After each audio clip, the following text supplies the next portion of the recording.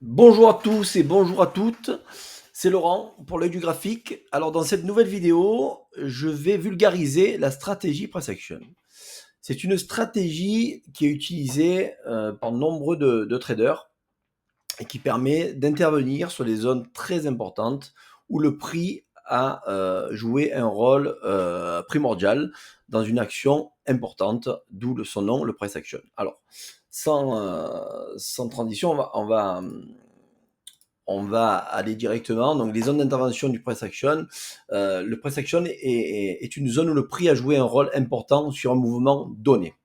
Ok, cela peut être un déséquilibre, donc un gap, un imbalance, une accumulation ou une distribution, une cassure de structure ou bougie englobante et d'autres critères qui seront donnés tout à l'heure en direct sur les graphiques. Les zones d'offre et de demande sont aussi à l'origine de larges mouvements sur le marché. Donc les zones d'offre, ce sont les ventes et les zones de demande, ce sont les achats. Okay, donc il y a plusieurs façons de détecter ces mouvements et ces zones de prix où le marché a donné ou à la vente ou à l'achat des mouvements très importants. Donc les différentes zones, différentes façons de détecter ces zones, il y en a énormément. On va voir quelques points sur celle-ci. Le déséquilibre, donc c'est un momentum qui est tellement puissant, il a créé une zone de déséquilibre, c'est-à-dire qu'il y a un écart de prix entre trois bougies, donc entre la première et la troisième. La deuxième est l'équivalence du gap, donc de cet écart de prix qui provoque un déséquilibre dans le marché. Ok, donc ce sont des zones causées par un excès d'ordre acheteur ou vendeur, donc ça peut aller dans les deux sens, provoquant des mouvements amples de manière très rapide. La contraction de prix, consolidation, ce sont des zones où le prix est resté en range, en fait à l'horizontale, et qui permet après un mouvement ou haussier ou baissier de donner lieu à une accumulation pour un mouvement haussier ou à une distribution pour un mouvement baissier. Donc dans ces zones de prix, on travaille souvent les résistances et les supports parce que ça provoque, on est dans une incertitude sur la direction du prix. Donc quand on voit qu'on commence à avoir une consolidation, c'est sûr que c'est difficile de le voir, mais on a des façons de le repérer. On n'anticipe pas des cassures de structure. Le troisième cas, ça sera les cassures de structure, donc le BOS, donc le break of structure. Alors, des mouvements importants peuvent provoquer régulièrement des cassures de structure, ok, dans n'importe quelle unité de temps, d'accord, que ce soit à la hausse ou à la baisse, hein, il n'y a pas de direction particulière. Donc, lorsqu'on a une cassure de structure, ça va indiquer un mouvement qui va aller dans le sens dans lequel il a cassé la structure. Alors, si c'est à la hausse et dans des unités de temps assez grandes, comme du daily, du weekly ou du monthly, alors là, on aura vraiment un mouvement très très prenant. Si on le casse à la hausse dans des unités de temps on va dire journalière ou hebdomadaire, on aura un mouvement qui va sensiblement perdurer dans ce sens de cassure pour donner lieu à de nouveaux prix, de nouveaux records ou à la hausse ou de nouvelles grosses baisses en cas de vente du marché. Les bougies englobantes, on va voir ça sur les graphiques, c'est une bougie qui va avaler sa précédente et qui va donner lieu souvent à un changement de caractère, enfin un changement à vraiment un mouvement très très très très important dans le sens de la bougie qui a englobé la précédente. Ok. On aura aussi, alors, ok, les pullbacks. Donc souvent, on peut attendre en cas mettons, de cassure de structure, attendre un pullback pour revenir sur la cassure qui a été faite. Donc si on casse à la hausse, revenir en pullback, donc la résistance qui a été cassée servira de support pour reprendre une position, et ce qui donnera des confirmations, on va dire, bien plus positives que si on avait pris le marché directement à la cassure pour un achat, si on avait une cassure haussière, et si on avait une cassure baissière, c'était la même chose sur une vente. Et le trend following, c'est vraiment un suivi de tendance, c'est ce qui est le plus préconisé, le plus souvent préconisé dans l'investissement long terme, suivre la tendance, racheter dans des creux, voilà, donc, et au plus bas de la tendance, de tendance baissière, vendre le marché sur des retours. Voilà. Donc sans transition, je vais vous montrer un petit slide voilà, sur la mise en situation graphique. On avait dans un premier lieu, on va voir donc les consolidations. Consolidation, c'est comme on peut le voir sur l'écran, sur le graphe, on a un prix qui travaille des zones hautes et des zones basses. À un moment donné, il y aura la cassure qu'on a vu tout à l'heure, la cassure de structure. Donc on casse la structure, on a un reversal et on voit qu'on a un prix qui commence à chuter. À la cassure, on a eu dans le même temps un gap qui a été créé. Ok, donc on a un écart de prix qui a permis de casser la structure, donc qui confirme quand même un beau mouvement baissier. Le gap a été retravaillé à la suite, mais pas comblé. Ok, donc on confirme quand même la cassure, on va dire le mouvement baissier. Et après, on a un mouvement qui continue à baisser. Ok. Une bougie englobante, comme on peut le voir ici, on aurait pu se dire à un moment donné, lorsque le prix a commencé à remonter à ce niveau-là, d'avoir un prix qui, pour sensiblement, pourrait repartir à la hausse. Ça n'a pas été le cas. On voit qu'on a une grosse englobante rouge qui vient continuer cette cassure baissière de structure. Donc là, on voit qu'on a un signal très très baissier au niveau du prix. Et là, on voit qu'on continue, on casse encore un petit bas de structure et on voit qu'on a un prix qui continue à baisser. Ok, voilà, donc ça c'était pour la vision théorique et fondamentale d'une partie du price action. Il faut savoir que le price action, c'est une stratégie qui englobe plusieurs stratégies. À vous de choisir, à vous de voir et de choisir ce qui peut être le mieux pour vous, que ça soit de trader les supports résistance, les imbalances, trader les cassures de structure. Voilà, donc il y a énormément de choix dans dans ce grand tiroir de price action qui regroupe plusieurs stratégies. Voilà. Après, le fait d'affilier plusieurs thématiques permet d'avoir beaucoup plus de confirmation sur la prise de position. Ok. Alors on va aller directement sur les graphes, ce que je vous disais tout à l'heure. Voilà. Ok. Donc on voit que bon là, on va utiliser l'actif euro-dollar. Ok. Donc l'euro-dollar, ça c'est à l'heure d'aujourd'hui. Donc là on est le 12 mai 2025. On a eu un prix qui a depuis pas mal de jours est parti à la hausse, comme on peut le voir sur cet écran. Et à un moment donné, on a un prix qui commence à s'essouffler. Donc on voit qu'on a un très gros pic. Ok, ici à ce niveau-là, hop, on commence à avoir une dernière hausse et à un moment donné, le prix commence à chuter. Et là où il est intéressant de voir les structures de marché, ce sont celles-ci. On va les dessiner ensemble. Donc on aura un petit mouvement de prix qui sensiblement va travailler le support à plusieurs reprises. Ok, donc on va l'analyser ensuite ensemble, une petite consolidation, même si on n'a pas eu à plusieurs reprises des touchettes sur la résistance, on voit que le prix commence à s'affaiblir. Et comme on a vu tout à l'heure, une fois que la structure a été cassée, et là on voit et on discerne bien cette bougie-là qui donne le ton sur la cassure de la structure du support, avec un très joli pullback et une continuation de baisse, pour donner et avoir un prix qui continue fortement à baisser, sensiblement. Donc l'idée, ça va être quoi ? Là, ça va être de la patience, parce qu'on est vraiment dans un mouvement baissier, et de racheter le marché va être très difficile. Ok.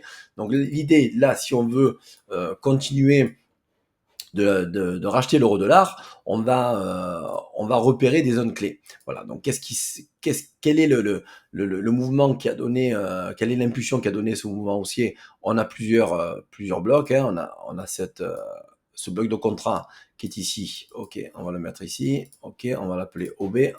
Ok, donc là, on a une belle zone de travail qui a été identifiée en 4 heures. Au plus bas, si on vient à combler cet OB en totalité, c'est-à-dire que si le marché vient à baisser, rebondir dans cette OB, repartir à la hausse, ça, il y aura pas de problème pour acheter le marché. Par contre, si on vient combler la totalité de l'OB, on aura une invalidation de cette impulsion baissière et peut-être qu'on viendrait récupérer du prix un petit peu plus bas, de la liquidité beaucoup plus basse. Donc c'est là où il faut être vigilant et attentif. Ok, donc il ne faut pas être impatient. Ok, donc la patience sera de mise. Voilà, donc en cas de cassure de cette OB, on cherchera un OB qui se trouvera un petit peu plus bas que sur le marché. Donc entre autres, on aura des petits OB à ce niveau-là que l'on viendra récupérer. En cas d'OB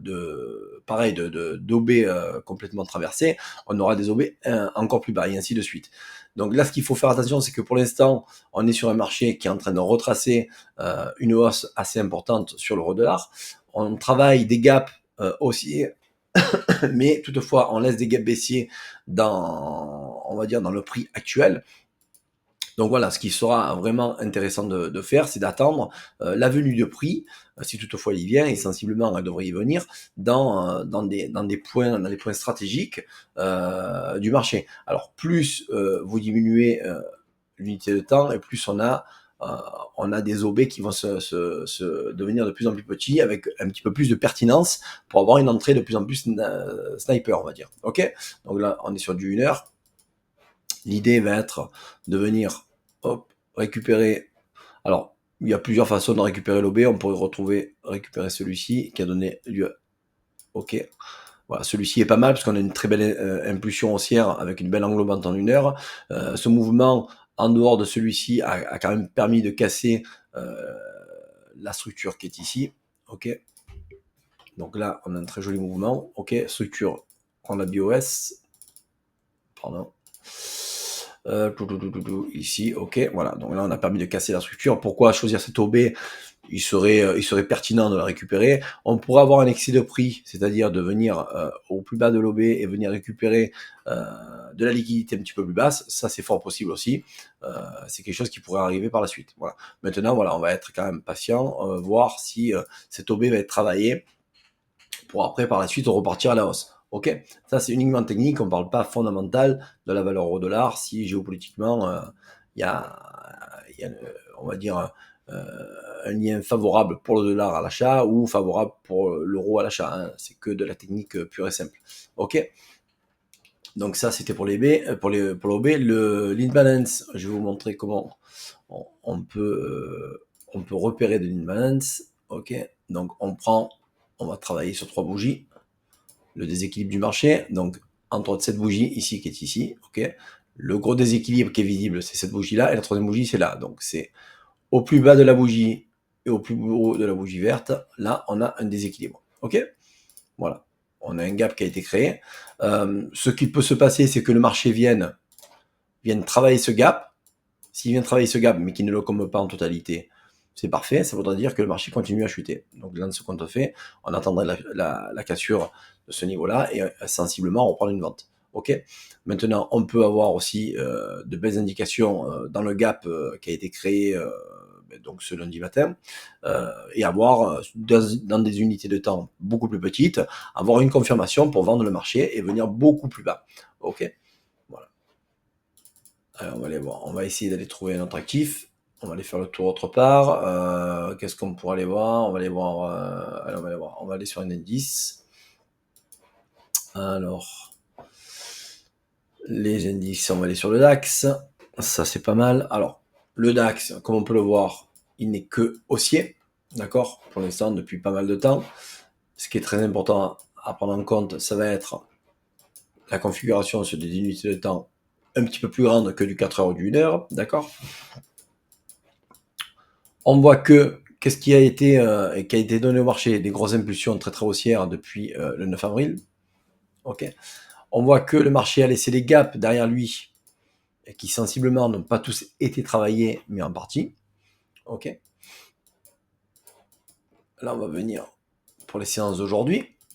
Alors, on avait un très joli gap en daily qui avait été travaillé, c'est celui-ci. Donc, entre cette bougie et la troisième, on a cette grosse bougie haussière qui a laissé un gap sur le marché. On voit que la quatrième bougie est venue travailler ce gap, mais ne l'a pas comblé. Donc, ce qui laisse à croire, et ce qui a donné techniquement un mouvement encore de continuation haussière. D'accord?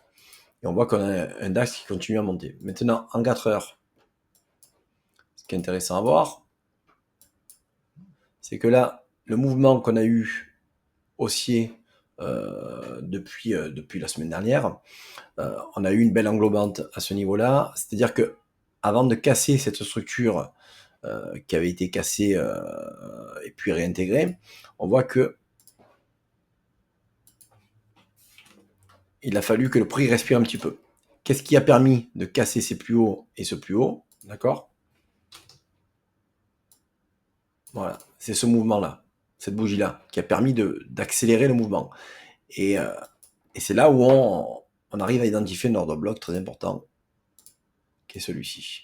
Voilà, ça c'est un bel OB. C'est un bel OB, c'est-à-dire qu'on a eu des blocs de contrats qui ont été mis sur le marché.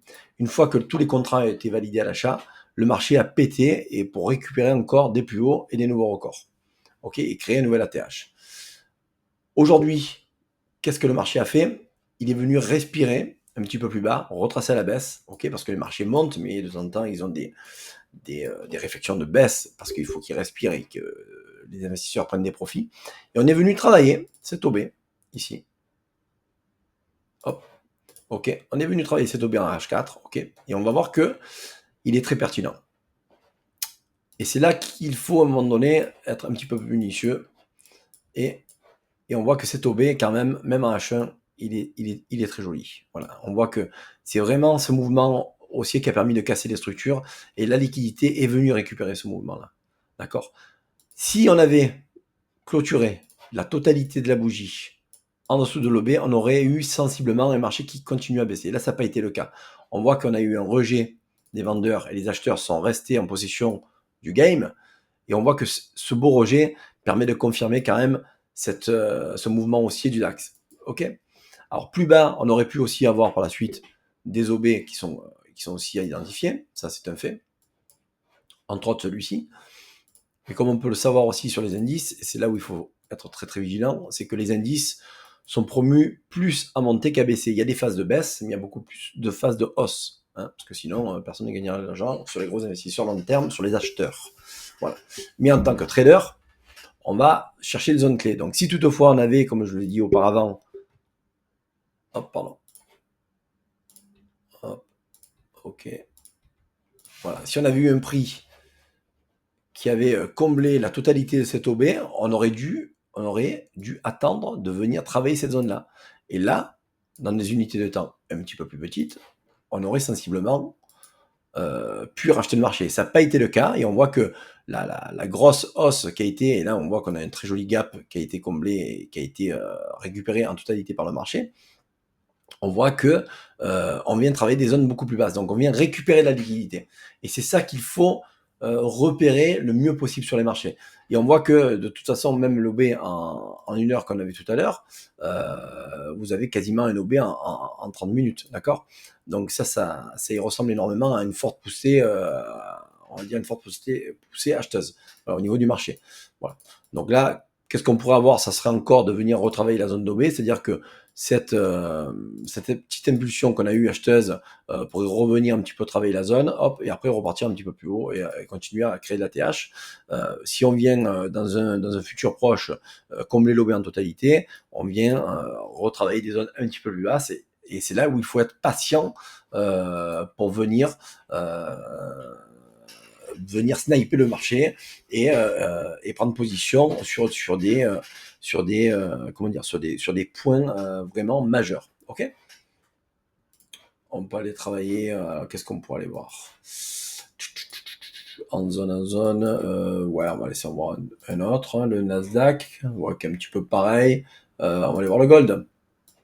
Le gold, c'est pas mal. Le gold, il est pas mal, il est sympa. Moi, ce que j'aime bien sur le gold, c'est que là, on est en train de travailler des zones très très pertinentes. Hop, ça, pardon.